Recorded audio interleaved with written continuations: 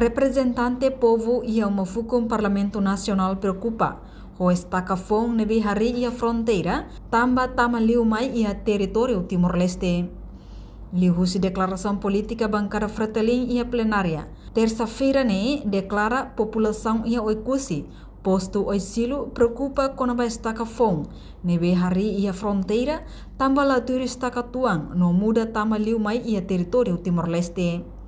Nune deputado bancada Fretilin David Dias Simees mandati. O seu governo atubahare no observa direita. Ba estaca fong nebe makari ia área fronteira oikusine. Kafon sirne tamata mai hane sabe naktukan inian. Ne povo hakilar mai hatek hato duni idane. Estaca sire be uluk ninia iha hela. Mai be estaca fong sirne batau em vez de tau tuir de tona.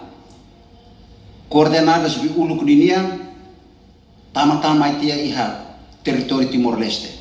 Nebe bele karek do que ita ene do malu governo Baharetok batene los kalai. Segundo, Hatamba preocupação ne representante governo e Parlamento Nacional Elvina de Souza Carvalho promete se envia questão neba ministério relevante de resposta no nela foi impacto da relação Timor-Leste e Indonésia.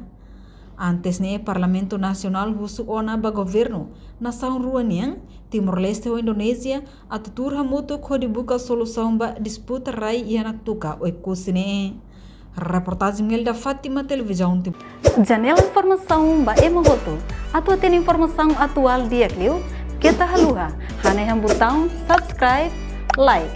Halo comentário no fahe tutang ba media sosial hoto.